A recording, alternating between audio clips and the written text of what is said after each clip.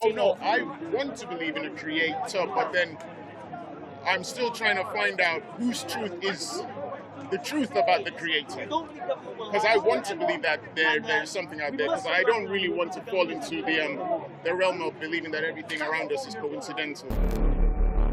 So what I would suggest to you is that if you are convinced that this could not have just happened by accident, and that the universe itself needs an explanation as to where it came from, then it would be quite rational, I think, to believe in this almighty creator that's responsible for everything.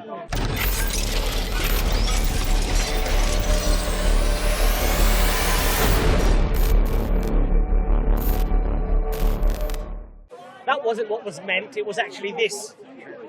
So, because it's a limitation of any language, right? Or perhaps not a limitation necessarily of language, but the limitation of human beings to interpret the language or to know what the essence was that was meant at the time of writing it. So, for example, say in British law, if they said, self-defense, a man who defends his life or a woman who defends her life, and they end up killing the other person, it would come under not murder. We might not even consider it as manslaughter. We would just say it was self-defense, justifiable homicide, right? Now, but even within that, there might be so much to interpret. Well, okay, hold on a second. You're a very strong lad. The guy that you were apparently in a commotion with was like 5'1" and weighed 75, kilos, right? So, maybe you shouldn't have killed him, right? Now, if the tables are turned, maybe he would be justified in killing you because you're a big, strong guy, right? So there's always an interpretation. Now, one of the very interesting things Allah says in the Quran, Allah says, that there are explicit verses and some that are ambiguous.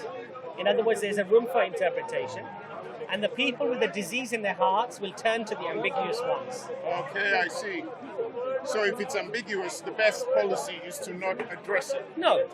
If it's ambiguous, the best policy is to really try your utmost by scholarship and scholarship consensus to arrive at a firm conclusion as to what it means, rather than you yourself, because it could potentially mean different things if you have a lack of knowledge or understanding, you decide to interpret it to fit your own agenda. Okay, I see what you mean. You understand what I'm saying? But then, the other thing I needed to understand from you, so when they are implementing the Sharia, yes, what happens because you've got these different schools of thought? Yes. Hanafi, Yes. Hanabali, Yes. Shafi, Yes. Maliki. Yes.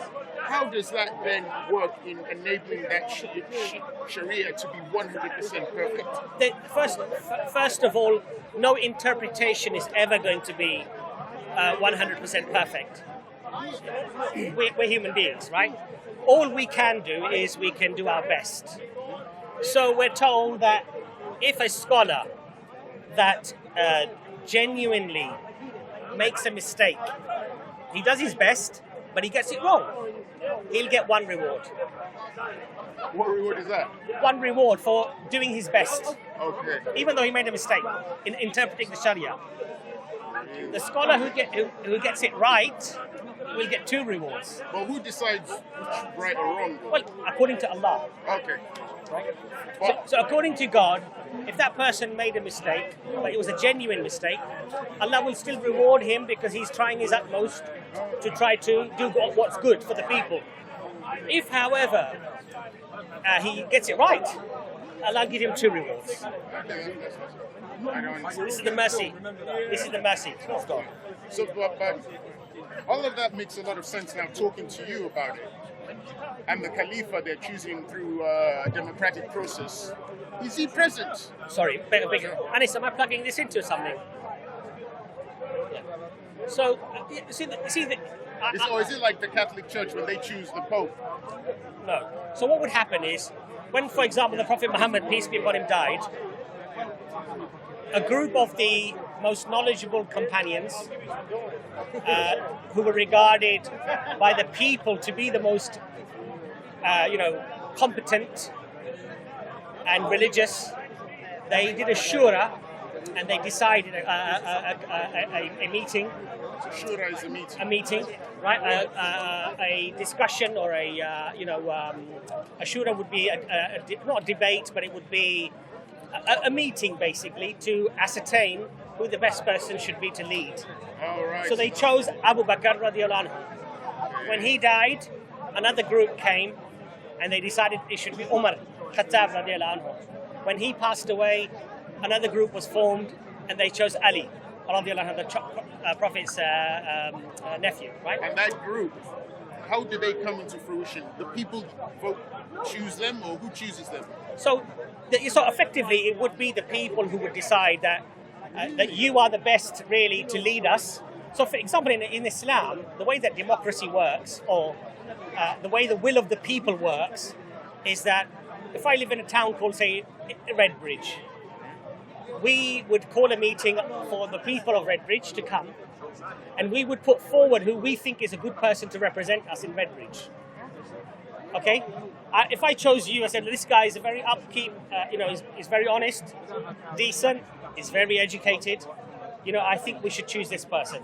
If the group decide that this person is good for us, you will then go to the shura meeting of all of those who've been elected, and then you amongst yourselves will decide who the Amir should be for the whole group, for the whole country.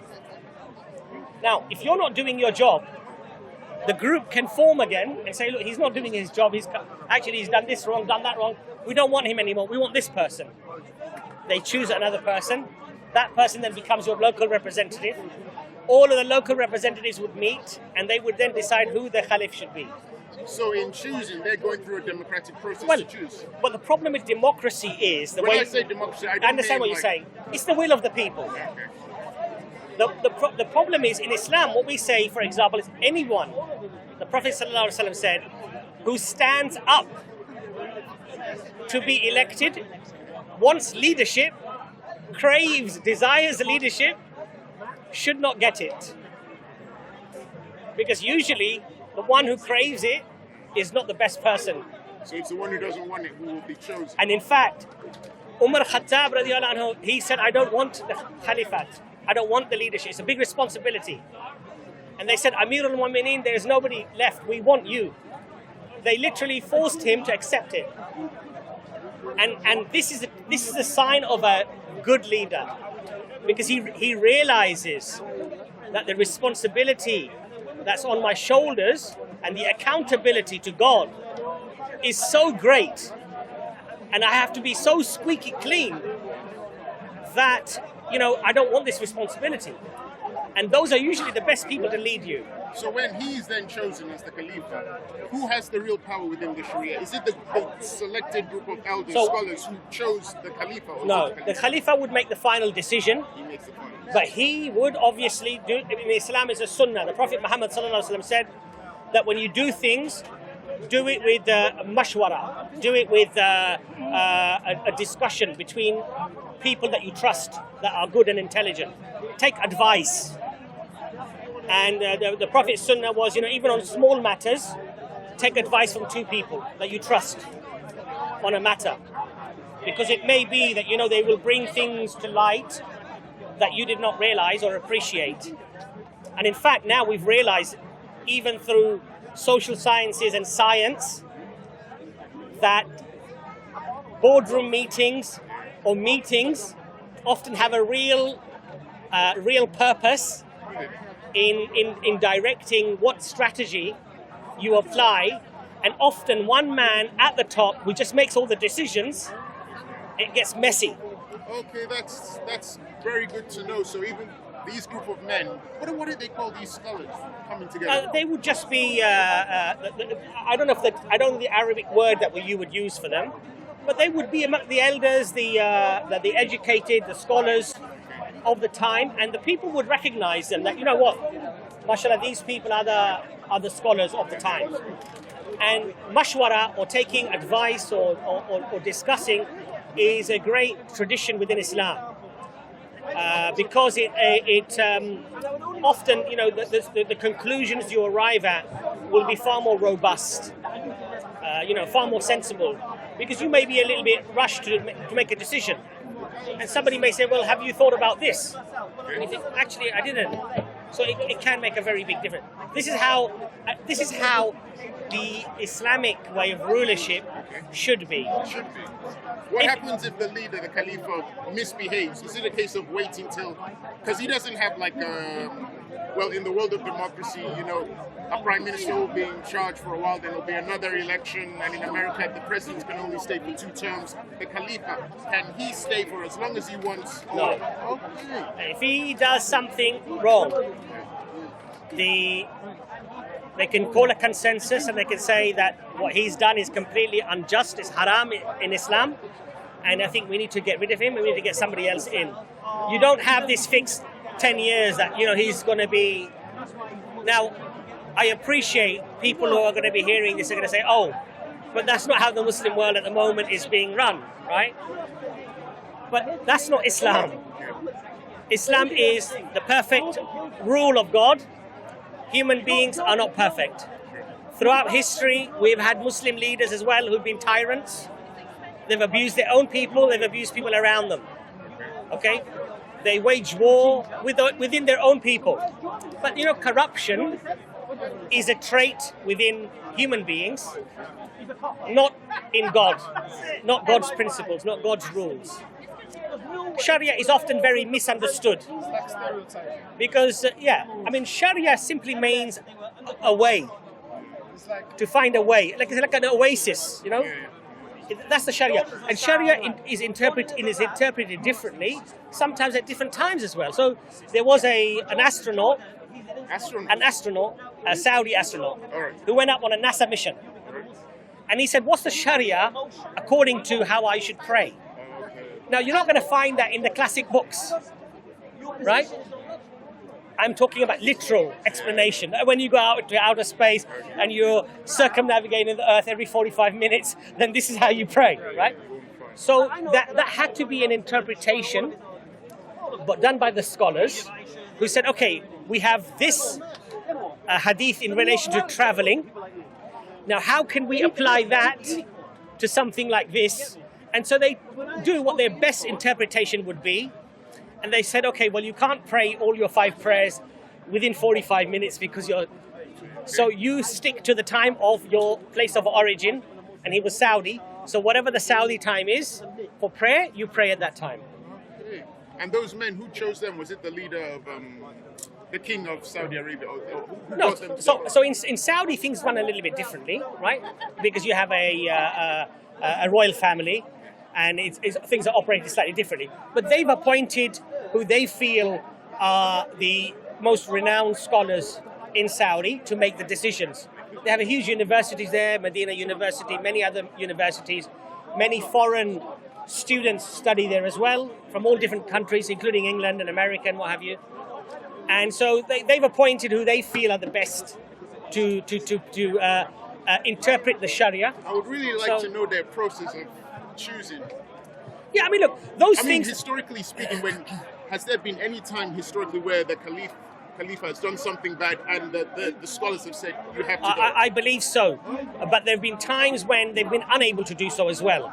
So, for example, there have been tyrannical leaders who, if anybody stood against them, you'd be killed. So at that time, many of the Muslims, including many of the very senior Muslims, like some of the Sahaba, some of the companions, they never got involved in the politics. They said, I'm not going to take your side and I'm not going to take your side. I just want to practice my religion and live in peace. Because they knew by taking sides it would mean bloodshed. They may have to kill one another and they didn't want to. So, people are not perfect, but we feel that the Sharia, if you look at modern society today, look at what's happened to our politics. It's corrupt. It's so corrupt.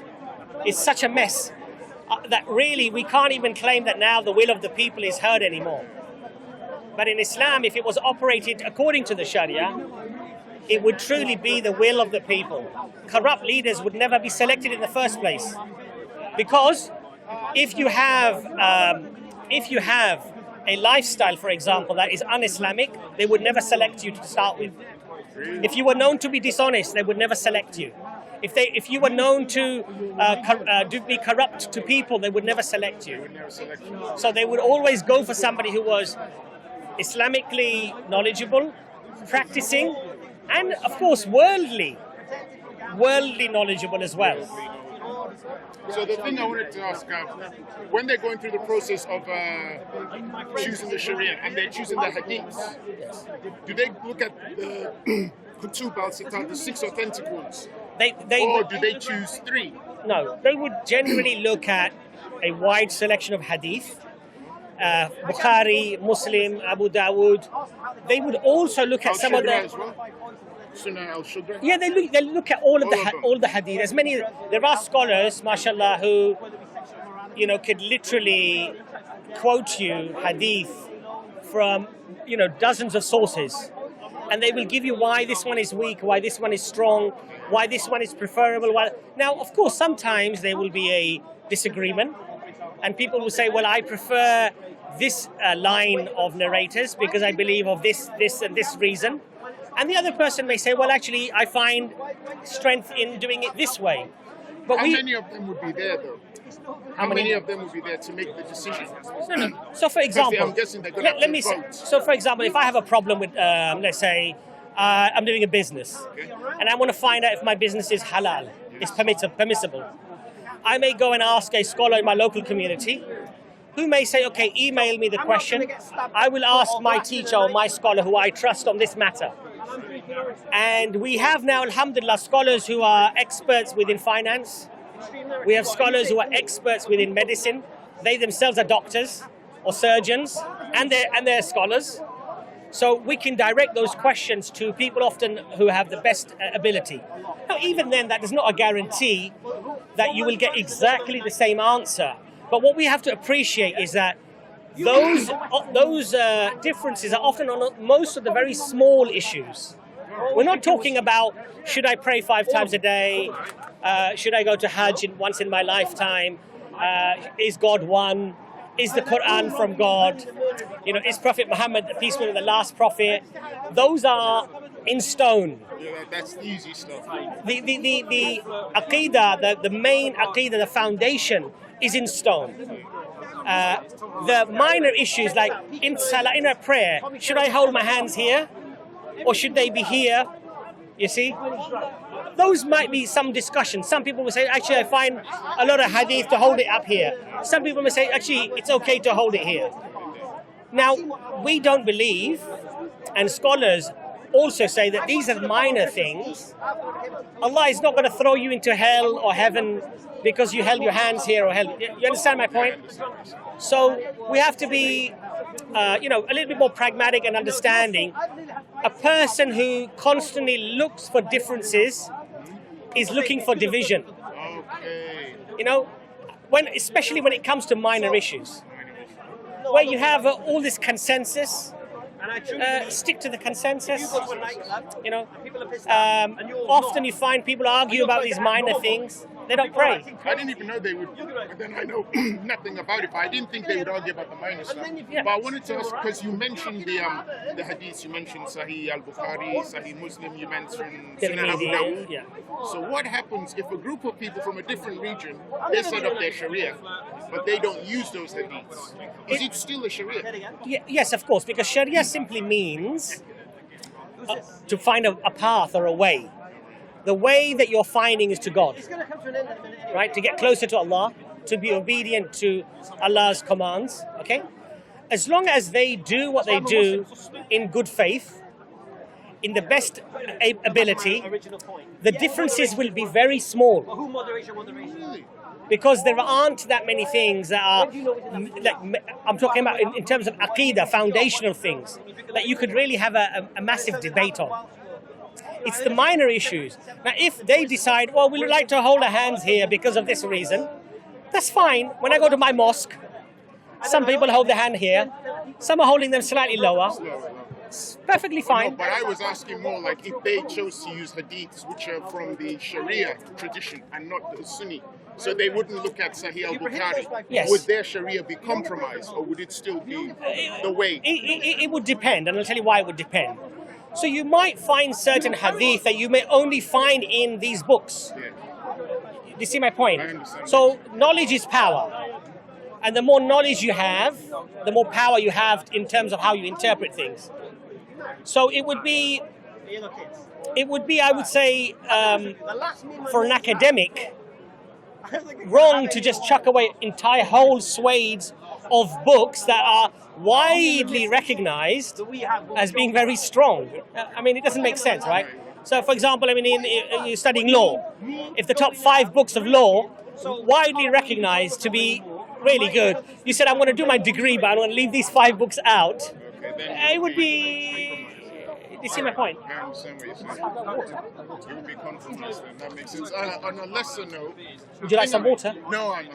You It's okay? cleared up now. Yeah, thanks very much. On a lesser note, the other thing I was going to ask is, within the Sharia, is there compensation? Like I noticed within, say, the United States of America, their legal system, when people have been incarcerated for decades and it transpires that they were actually innocent and they were released, they don't get any compensation. They have to get a lawyer and then they have to sue to get. Now, within the Sharia, are people, if they are incorrectly judged to be criminals and it transpires that they were innocent, is there like compensation for them? I believe that the Caliph, who is in charge, the case can be brought to the Caliph. And they can say that I was treated unjustly, unfairly, and this is what I have lost as a consequence. And the Caliph has the ability to say, okay, yes, he's lost out this much, give him this much as a compensation. And in Islam, if I kill somebody, even accidentally, I have to pay blood money to his family. I have to give blood money to his family. So it is regarded as a very serious thing. And if you kill somebody deliberately, you have to pay the blood money and qisas. The punishment is execution if you deliberately kill somebody. Premeditated murder, the Sharia says, is execution. It does not tolerate people going around killing people. Would the guilty person have a lawyer to defend them? Or it's just an order that's... It will go in front of the Qadi, the scholar. He will have his representative. They will have their representative. They will argue according to the Sharia, according to the law. And then the decision will be made. And finally, then, anything that's going to be handed out. It's a process which is quite remarkable. Because we're talking about the 7th century. In the 7th century, there was no law, there was no order. And you imagine, at that time, these systems were set up. Prior to Islam, there was no law and order. It was a savage society. None whatsoever, that's all. It was might is right. The Arabs lived with the Well, even the Jewish, Banu Qurayza and Yeah. Banu Qaynuqa. because they followed the Torah, but They they followed had the their Torah. laws there. They had their laws. They lived in their communities, their forts, and their laws were their laws. And so even when Islam conquered the whole of the Arabian Peninsula, the Jews were allowed to operate their Sharia. And the Muslims operated their Sharia. Unless, if a Jew had done something to a Muslim, killed them or something like that, then the Sharia, now it's a legal law that applies to everybody. But it was a system established, and this is where a lot of people don't appreciate that this is the 7th century, where the world was full of savagery. And Allah set down laws of inheritance, laws of governance, rights for women. One of the sayings of the Prophet Muhammad, peace be upon him, the best of you are the ones who are best to their wives. In the 7th century, that is something that maybe people have only spoken about in the last 50 or 60 years. Be good to your wife. It's still a joke in the pub now about your women, about the wives and stuff. In Islam, actually, strictly speaking, you're not supposed to do that.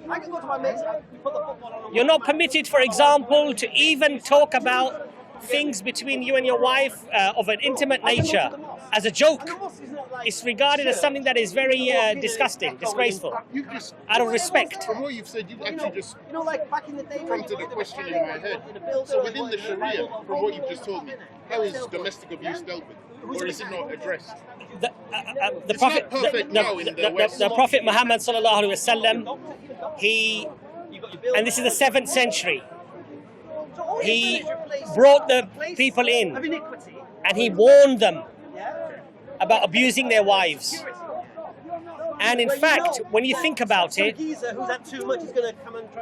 you cannot force your wife to do your cooking and your cleaning and your ironing and even looking after the kids. She doesn't have to do that. If she says, I need some help, you have to help her. And if you can't, you have to provide help for her. But what if you refuse? Is she then allowed to get a lawyer? Or yes, she can go to the Qadi. And she, Qadi is a judge. The judge. Qadi will be the judge. And a woman in Islam, now just imagine, 7th century, if her husband is not able to satisfy her needs, you know what I mean, right? That is a legal ground for her within Islamic law. She can go to the Qadi and say that I want a divorce because he's not able to satisfy my needs. How would she get the evidence? She doesn't need evidence. She doesn't need evidence? No. And the judge will speak to both of them, and they will give them time, obviously, to try to medical treatment, whatever is necessary. But at the end, if she insists, he can't satisfy me, the Qadi will grant the divorce. 7th century. Now, does that apply now to the UK Sharia? Well, no, because you see, we have to abide by the law of the land. So we live in England. Here we do a registry, a legal thing. There is an Islamic marriage, which can be dealt with within the Islamic framework, but you still have to go to the court, and you still have to do things legally in this country, because in Islam we have to abide by the law of the land. But there's no conflict, because we can do the Sharia marriage, and we can do the marriage within the courts as well. So it becomes legal in this country, and it's legal within our religion. There's no conflict there for us. I did see a woman once who wasn't happy with the Sharia decision in the UK, and she went to the courts, which kind of confused me because I thought that you could either choose one or the other. They weren't intertwined, but it seems that she was still able to challenge by going to a UK court, which surprised me. No, but she can, because remember, she's in the jurisdiction of the legal system of this country. So the law here recognizes a marriage done in a registry office, right? That's been witnessed and, signed and everything else.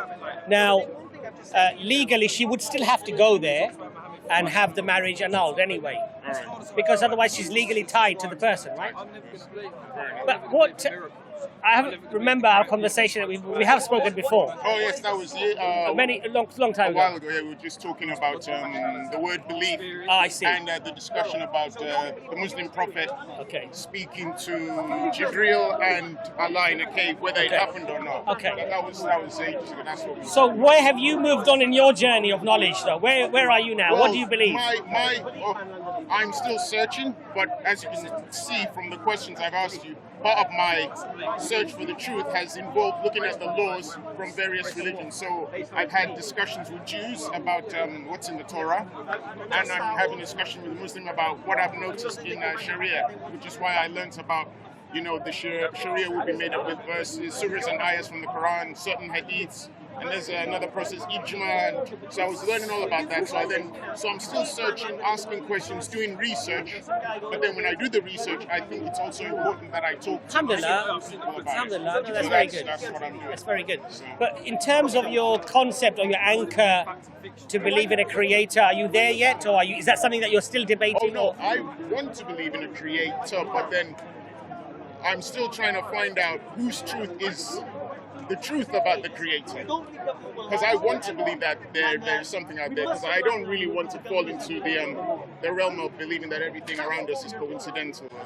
To me, there are too many amazing things for me to believe it's all coincidental. I believe there's an external source responsible, but whose truth defines that external source? Is it what I used to be a Christian, or is it what the Jews say, or is it what the Muslims say? So that's when I do the research and I look at the laws and the spirituality. But one of the things I would say to you there is that if you look at the poster there, for example, of all of the religions that we find, generally their core teaching is this one all-powerful being. Now, whether we say creator, whether we say God, whether we say Allah, or whether we refer to that one single all-powerful creator being as what the other religions may refer to him as, that one thing I think is pretty universal. So at least what I would suggest to you, perhaps if you accept that, I will, because I'll tell at you least why. accept that first Yes, foundational. Because the tribe that I'm a part of in Africa, the tribe I'm a part of, the Yorubas, some of them are Muslims, some of them are Christians, some of them stick with the Yoruba religion. Now, within the Yoruba religion, even there is this belief in a creator, Olodumare. Right. So, as you were The saying, all-powerful, all-knowing. Yeah. So, And this one thing is amazing because we find this universal, in South America, in Aborigine, Australia, everywhere you find this concept of this one and only powerful being. except for the ancient Greeks. Well, of course, they had many mixed up ideas, right? And there are obviously anomalies everywhere. So what I would suggest to you is that if you are convinced that this could not have just happened by accident, and that the universe itself needs an explanation as to where it came from, then it would be quite rational, I think, to believe in this almighty creator that's responsible for everything. So if you accept that, then of course your journey can start in finding out, you said you were Christian, I think, before, right? And Because I've still got family members trying to pull me back to Christianity. yeah, and if you look at the core message of Christianity, God is one, God is absolute, God is all-knowing, God is merciful, which is what the Jews believe, which is what the Muslims believe, which is what all of the major religions actually believe. The only thing, I suppose, the main difference between Christianity and Islam is the Trinity, basically. But there is much actually. Anyway, I'll leave you now because I know what's about to happen. No. It was a pleasure. But I'll talking speak to you. I'll speak to you. There will be atoning sacrifice, and Messiah is coming to.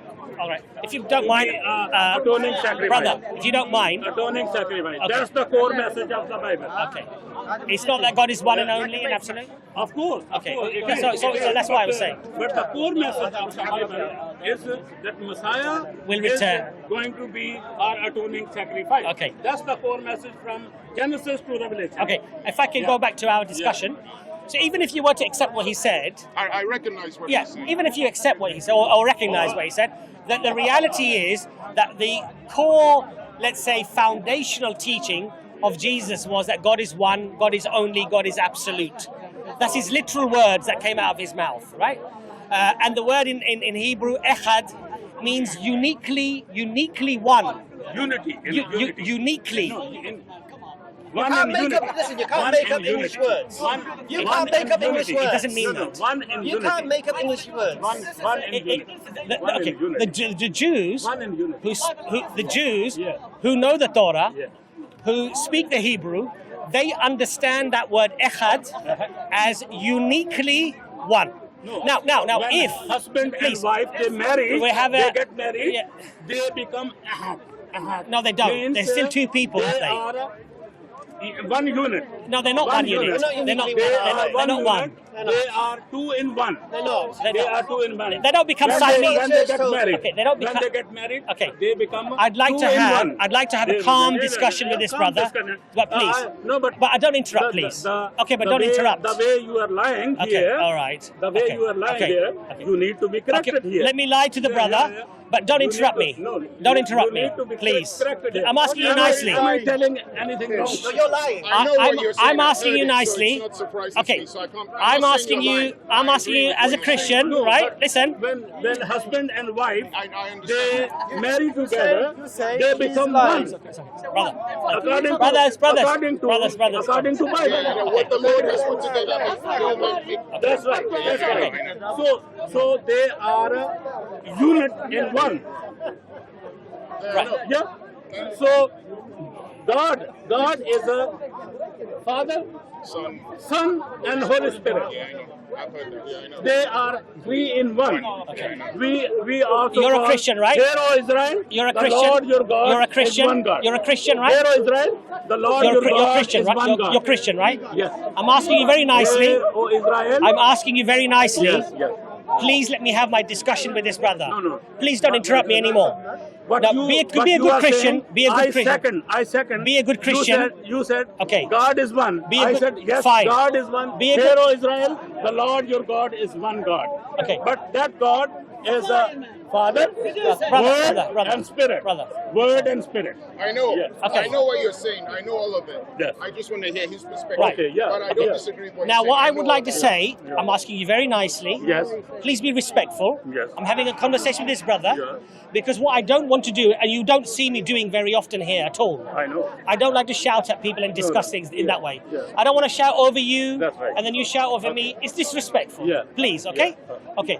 So basically, going back to the oneness of the Creator in Islam and in Judaism, this joining of the Creator is complete and utter blasphemy in any way whatsoever.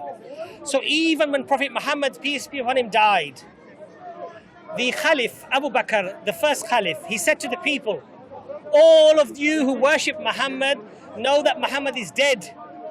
And all of you who worship the Lord that Muhammad worshipped know that he is ever living. We do not join Muhammad sallallahu alaihi wasallam, peace be upon him, or Jesus, or Moses, or Abraham, or any of the prophets with the divinity of God. We believe that they were human beings, the best of human beings, sent to humanity. Jesus, Moses, Abraham, Muhammad, peace be upon all of them. And they were the best of examples to us. But we do not elevate them as others, not just Christians, as others previously elevated their people to a status of worship. We worship nothing but the Creator. So we worship the one who sent Jesus. We worship the one who Jesus spoke to. We worship the one that Jesus prayed to, but we don't worship Jesus. And we don't worship Muhammad. And we don't worship Moses. This is our doctrine.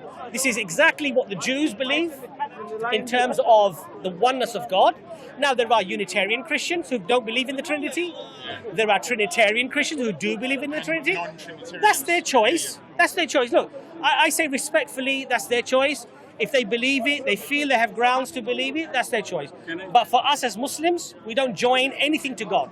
Can I please read something from Genesis chapter 1? You've asked me very nicely. I'll depart now. Please do. Thank you very much for your But time. continue your journey, My inshallah. brother, But what I would say to you is this, my brother. that just as we make our decisions quickly, when the consequences are grave or could be grave, we make the contemplation very, very quickly, the analysis very, very quickly, and we try to come to a conclusion, a decision. Because life and death is not in your hands or my hands. I could drop dead here Time is now, running out. right? Yeah, time could run You could be out. crossing the road and you're gone, Before right? you go, So what I would say is that I'm not saying rush into it, but don't be so complacent that you become like me, an old grey man, and you're still thinking about it. You know? You know? I understand. You coming back next week, or Let me read. or maybe we'll meet Let something. me read Nice to this meet you. verse from Genesis chapter 1.